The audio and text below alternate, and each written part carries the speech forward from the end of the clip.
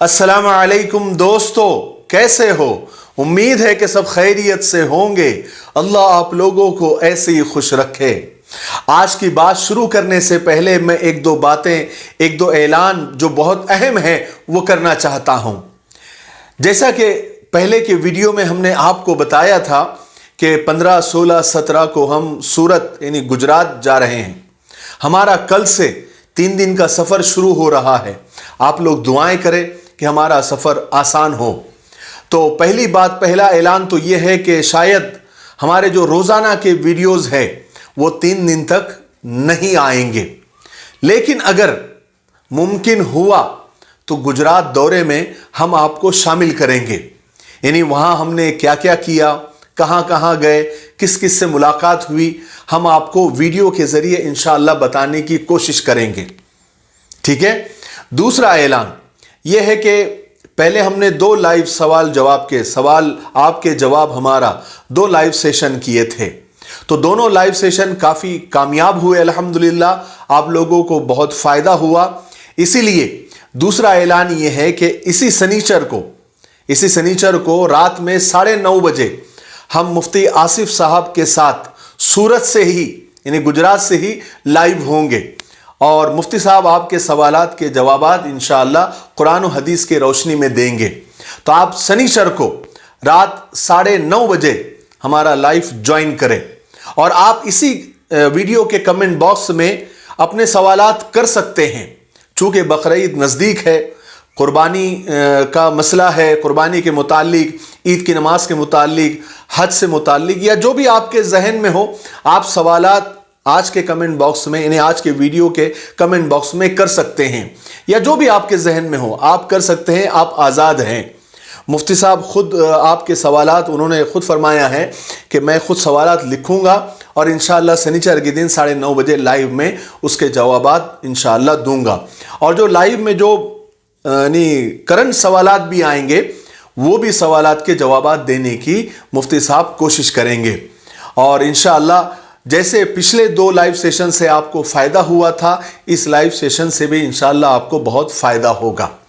चलिए, हालांकि मुझे यही ऐलानात करने थे, लेकिन बग़ैर कोई किस्से के, बग़ैर कोई वाक़ये के, बग़ैर कोई सबक के कैसे ये वीडियो ख़त्म कर सकते हैं। तो चलिए आपको एक मज़ेदार किस्सा सुनाते हैं। इसको एक लतीफ़ा ही आप समझ लीजिए, लेकिन उसमें एक सबक भी है। तो किस्सा ये है कि एक गांव में एक दवाई, एक गोली अचानक बहुत ज़्यादा बिकने लग गई। बहुत ज़्यादा खपत उसकी उस गांव में होने लग गई। उस दवाई का नाम वर्मोक्स था। यानी अगर मैं दवाई का नाम गलत ले रहा हूं तो मुझे माफ़ करिए, लेकिन ये पेट के कीड़े मारने की बहुत मशहूर दवा है। तो पूरे ज़िले में सिर्फ उसी गांव में वो दवाई अचानक बहुत ज़्यादा बिकने लग गई। तो दवाई बनाने वाली कंपनी हैरत ज़दा हो गई। वहाँ के मालिक, वहाँ के एमडी, वहाँ के मैनेजर सब हैरान थे कि पूरे ज़िले में उस दवाई की जितनी खपत होती है उससे कहीं ज़्यादा उस गांव में हो रही है। तो क्या बात है? तो उस दवाई कंपनी के जो एमडी साहब थे उन्होंने खुद गांव जाकर विजिट करने की ठान ली कि मैं गांव जाऊंगा और उसकी वजह मालूम करूंगा। बहरहाल एमडी साहब इतनी बड़ी कंपनी और एसी ऑफिस छोड़कर, मुसीबतें झेलकर, धक्का खाकर, गर्मी सर्दी बर्दाश्त करके उस गांव में पहुंचे। तो गांव जाकर उन्हें पता चला कि यहां तो कोई डॉक्टर ही नहीं है, सिर्फ एक हकीम साहब है, एक तबीब है, जो किसी डॉक्टर के पास कुछ दिन रहने के बाद यहां पर वो प्रैक्टिस करने लगे थे। बहरहाल ये चूंकि इतने दूर से आए थे तो वो हकीम साहब के पास पहुंचे और बताया कि हम उसी कंपनी के बंदे हैं और वहाँ काम करने वाले हैं और हम ये वजह जानने के लिए आए कि ये दवाई यहाँ क्यों ज़्यादा बिकती है। हकीम साहब ने उस एमडी को ऊपर से नीचे तक देखा और उसे इशारा करके वहाँ पर खामोश बैठ जाने का इशारा किया। एमडी साहब जाकर बैठ गए। हकीम साहब ने अपने मामूल के मुताबिक मरीजों को यानी पेशेंट्स को, बीमारों को देखना शुरू कर दिया। बहरहाल पहला मरीज आया और बोला कि हकीम साहब, कल मैंने बासी रोटी खा ली थी, अब मेरे पेट में बहुत दर्द हो रहा है।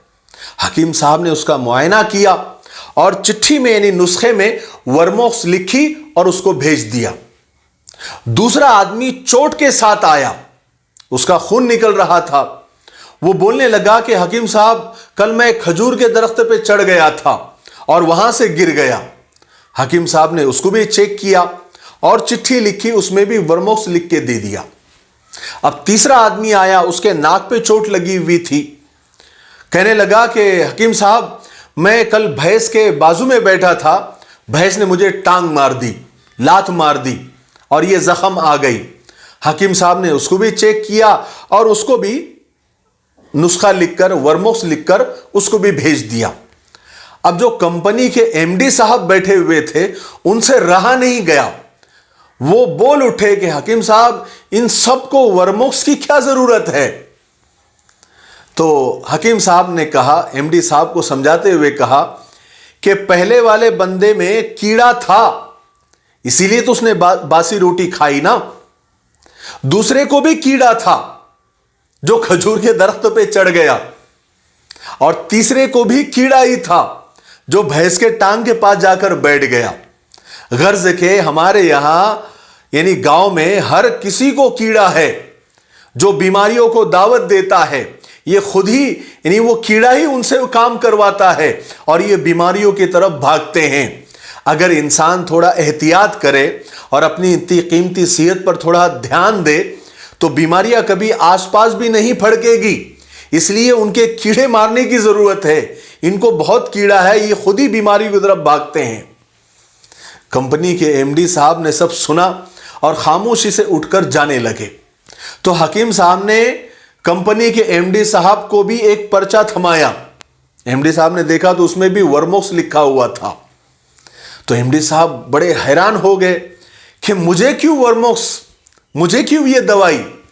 تو حکیم صاحب نے کہا آپ کی دوائی اچھی خاصی بک رہی تھی، تمہیں سکون سے وہاں اے سی میں بیٹھنا چاہیے تھا، مگر تمہارے اندر بھی کیڑا ہے جس نے تمہیں وہاں بیٹھنے نہیں دیا۔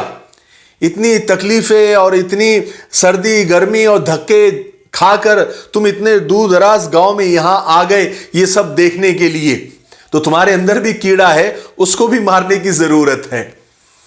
ایم ڈی صاحب اتنا سا منہ ان کا ہو گیا اور وہاں سے وہ چلے گئے۔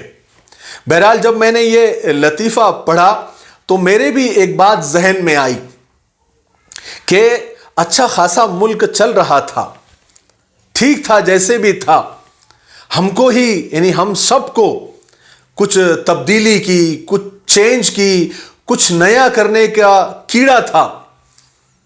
بہرحال اس کیڑے نے کاٹا، آج ہم سب بھگت رہے ہیں۔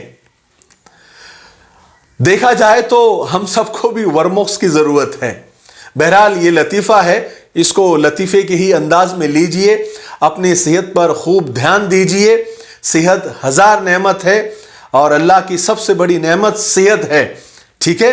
تو وہ کیڑا پیدا ہونے مت دیجئے۔ اور پہلے جو میں نے شروع میں اعلان کیا تو اس پر آپ توجہ دیجئے، اور سنیچر کے دن 9:30 بجے آپ ہمارا لائیو جوائن کریں اور ہمارے سفر کے لیے دعا کریں، ٹھیک ہے؟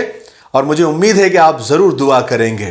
تب تک میرے لیے، پوری امت کے لیے، پوری انسانیت، پوری مانوتا کے لیے اور ہمارے پیارے ملک کے لیے دعا کرتے رہے۔ السلام علیکم ورحمۃ اللہ وبرکاتہ۔